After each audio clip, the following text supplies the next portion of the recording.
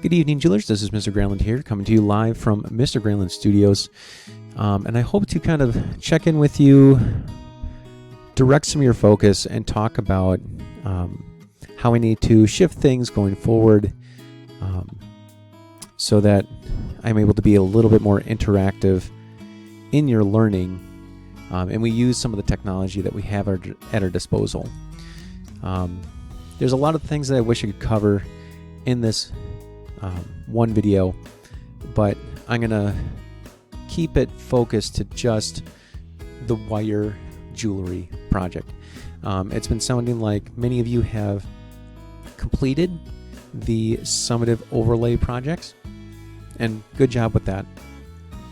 What you will need to do is actually take all of the information that you've submitted. So all of the projects. So if you've submitted a ring, if you've submitted a wire practice ring, or your overlay project, you're going to need to go into Schoology and submit these online. So if you have finished the overlay design guide, take a picture of it and submit it to the overlay design guide inside of Schoology. Without you doing this, I can't really count it as turned in. So this is going to be our method for turning things in. Now, summative overlay jewelry submission, I even have some directions here. Submit 3 pictures of your completed jewelry. Take one picture close up, take a picture wearing the piece of jewelry, and take a picture of from a different angle. And then submit those 3 pictures to be graded here. Now, any sort of paperwork that might be attached to that, you can get rid of that. Sometimes there's a self-critique sheet that you turn in with that. You don't have to submit a picture of that. Just submit those 3 pictures to here, and that will be your submission. And I will do my best to go through those, grade those, and update the grade book as well as I'm feeling able to do.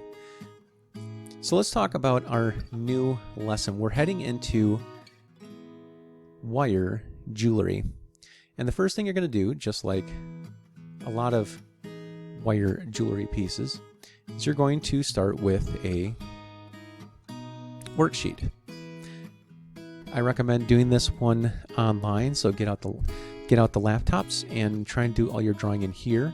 Create 9 possible design sketches and submit to Schoology. So make sure you submit 9 possible design sketches.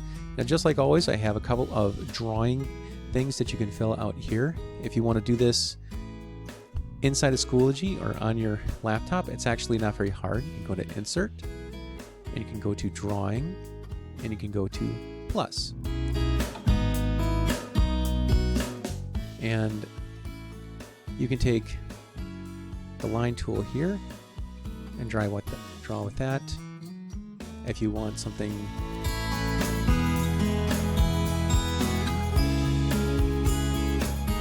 a little bit more fluid, like a curvy line, there's all kinds of line and shape tools up here that you're free to use at your disposal. So what's your favorite thing found in nature? Well, mine happens to be water. I just simply love water. So what I would do is go to Insert, Drawing, New Plus, and it doesn't have to be super sophisticated.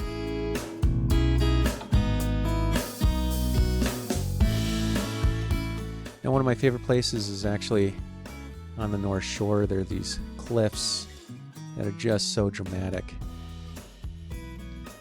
and the waves kind of crash against the shore like that. Now, this is good, okay? Water crashing against the rocks. Again, this is just a sketch, so keep it simple. After you finish this idea guide, submit that to Schoology. Now, here's some ideas that might help you, and this shall be shown in class as well. This is a presentation. This can also be found online. And these will have all kinds of different ideas for wire jewelry. You can think of different ways of soldering it. So you can butt solder it. So like these circles are butt soldered together, so they just connect on the ends there. Really nice, very pretty work. Overlay soldering is where you have them kind of overlapping on top. So like these have actually been soldered in place, like this little spiral here has been soldered in place so it doesn't move. Here's kind of a combination. This is actually a bezel. This student had a sand dollar, and so they created this kind of large rectangle, filled it full of kind of these curly Q shapes, butt soldered those in place, butt soldered the joint, and then when they're all done with it, they put their sand dollar in it and kind of trapped it in there. This is called a bezel, if you're interested. Now, some of these are overly simplistic. One thing that you should consider with your jewelry is forging it. Just keeping the wire round makes it very soft and pliable and not very structural. Sometimes you want to finish your jewelry off so it's nice and structural. So give it some forging. It'll kind of flatten the wire out, but it also work hardened it so it helps it keep its shape. Again, more options. Some students have found different kind of chains that they decided to make. I've had students make Cuban chains. This is an Egyptian link chain.